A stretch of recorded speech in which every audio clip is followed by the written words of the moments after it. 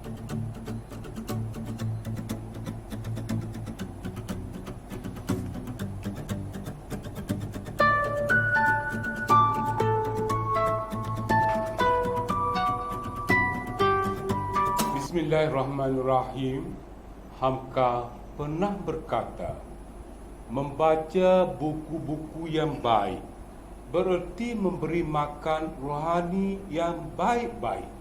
Assalamualaikum dan salam bahagia. Saya Zupli bin Daud, Guru Penolong Kanan Hal Ehwal Murid Sekolah Kebangsaan Cabang 4 Tumpat, akan bersama-sama pada hari ini untuk membicarakan sebuah buku yang menjadi pilihan dan kegemaran saya. Buku yang saya maksudkan bertajuk Kepimpinan dan Penambahbaikan Sekolah, hasil tulisan Dr. Abdul Ghani Abdullah yang merupakan pensyarah pengajian ilmu pendidikan di Universiti Sains Malaysia.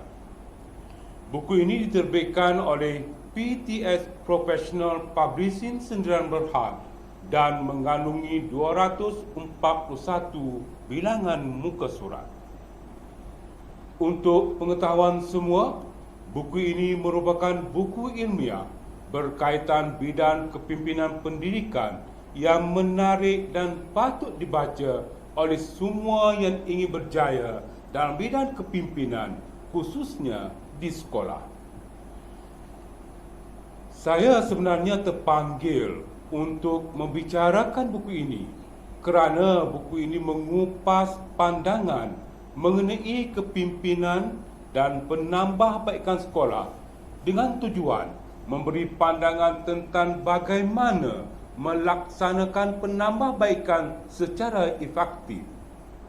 Memetik kata-kata pengarangnya sendiri, Dr. Abdul Ghani Abdullah, kejayaan sesebuah sekolah dalam membentuk generasi muda yang mampu menangani cabaran pesat perubahan pembangunan dan dapat mengimbangi kesejahteraan mental dan emosi yang boleh menjurus kepada pembentukan tingkah laku yang sihat, banyak bergantung kepada kecemerlangan kepimpinan dalam mencitra dan memperkasa warga sekolah secara berkesan.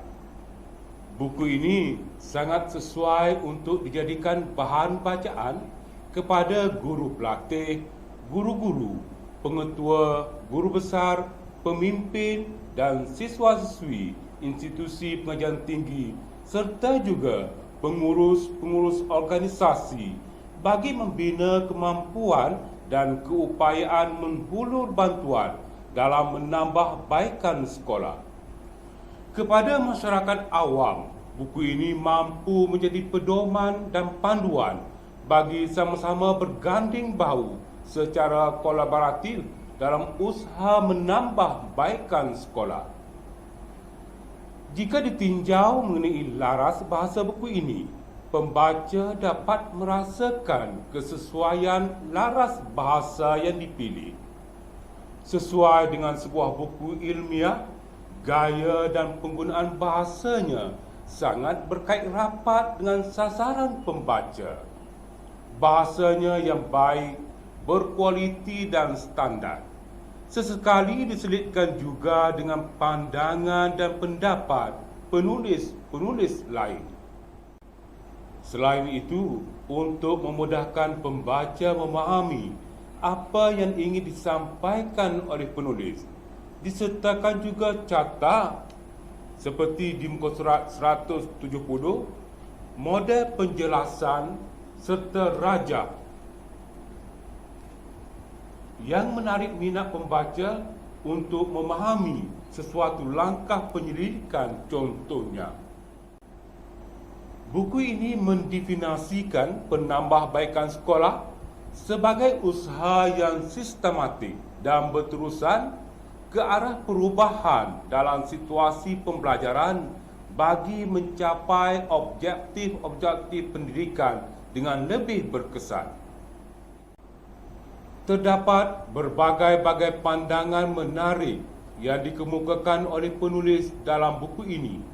agar pembaca dapat meneroka keadaan kepimpinan alternatif dalam konteks penambahbaikan sekolah dengan berfokuskan pengajaran dan pembelajaran. Banyak perkongsian ilmu dan pengalaman dalam melahirkan pemimpin yang berjaya digarapkan dalam buku ini kerana kecemerlangan itu dipimpin oleh pemimpin itu sendiri.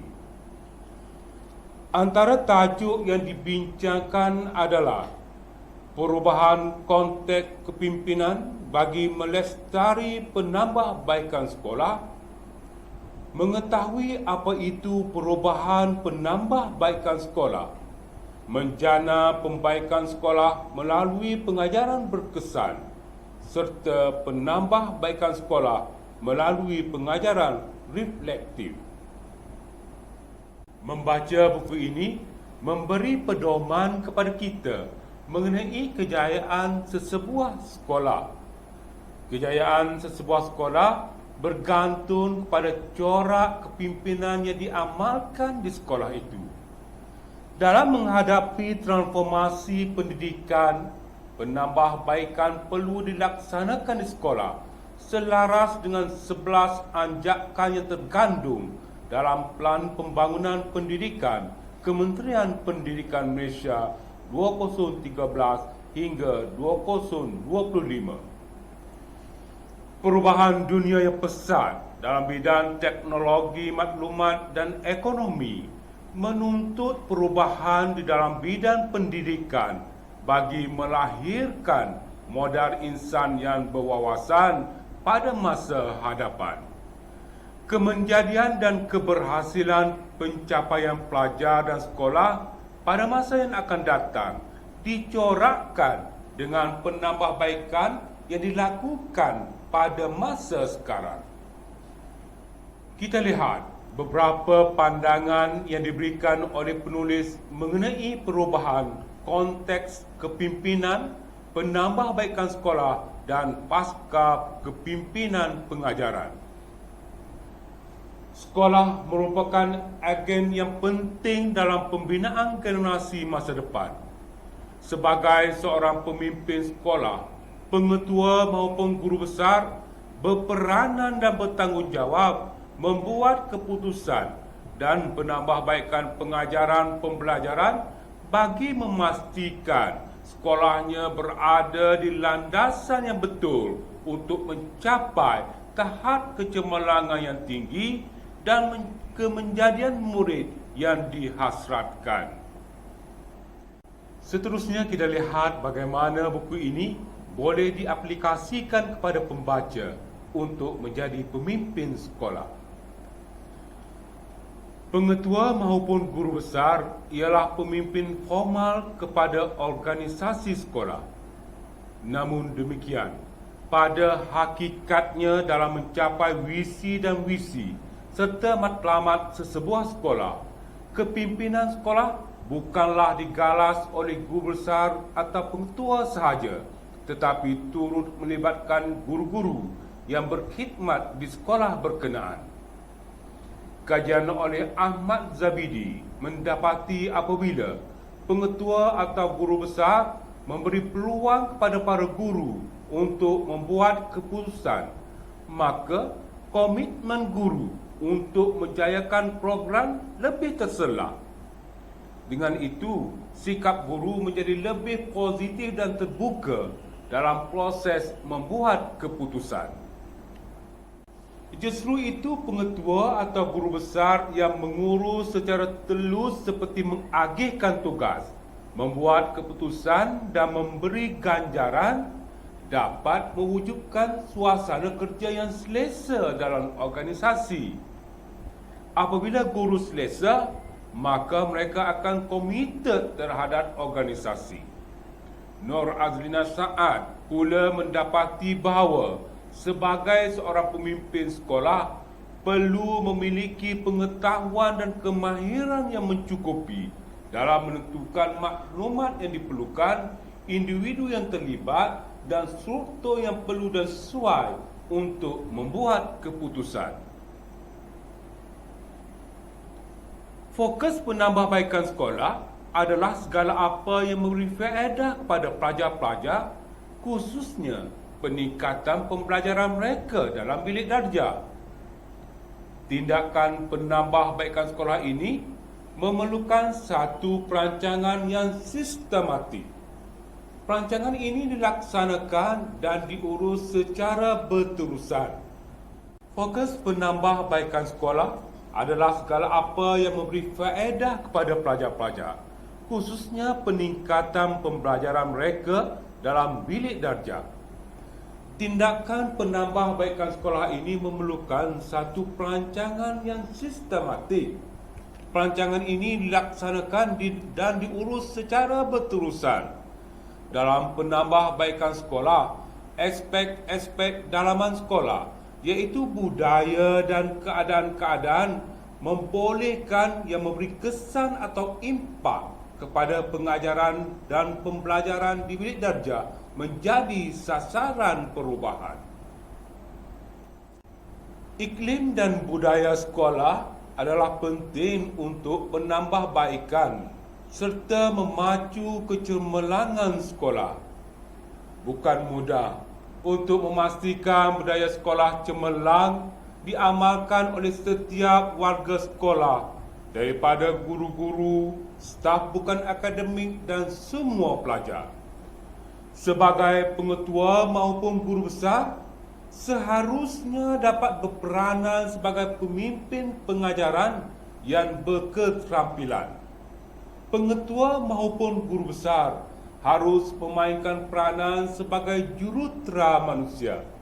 Maksudnya, pengetua atau guru besar seharusnya mahir dan cekap dalam aspek perhubungan manusia dan perhubungan individu, serta mampu menggerakkan stafnya ke arah melahirkan budaya kerja dan budaya sekolah cemerlang. Satu lagi strategi yang menarik diberikan oleh penulis ialah penambahbaikan sekolah melalui pengajaran reflektif. Pengajaran reflektif juga dipandang sebagai salah satu pendekatan yang berkesan kerana melalui reflektif, pemahaman peribadi dan profesional dapat dijalankan. Pengajaran reflektif dapat memperkaya diri dan merangsang amalan profesional. Pengajaran ini bertindak sebagai forum untuk membuat keputusan yang mengakibatkan tindakan tentang konteks pengajaran pembelajaran. Pengajaran reflektif memberi peluang pada guru besar maupun pengetua dan guru menganalisis diri serta menyedari tentang kekuatan dan kelemahan diri. Dengan ini, guru besar maupun pengetua dan guru dapat membuat pengubahsuaian serta membaiki proses pembelajaran mereka dengan efektif. Sebagai rumusannya, perubahan penambahbaikan perlu dilakukan dan ini merupakan sesuatu proses yang berterusan tanpa titik nokta. Kerana sekolah yang lemah memang memerlukan penambahbaikan, manakala sekolah yang sederhana masih memerlukan peningkatan dan perubahan. Sekolah yang cemerlang dan gemilang pula masih bergerak ke arah kesempurnaan. Bagi melihat sekolah itu berjaya, peranan warga sekolah amat penting. Tegasnya, sebagai pemimpin profesional, setiap pengetua maupun guru besar dan guru harus sanggup membuat perubahan. Sesungguhnya, tiada suatu piawaian yang menjadi titik berhenti bagi penambahbaikan sekolah. Semoga buku ini dapat membantu para pembaca untuk menjadi pemimpin sekolah yang hebat dan berkesan serta memberi khidmat cemerlang yang berterusan tanpa henti. Sekian, terima kasih.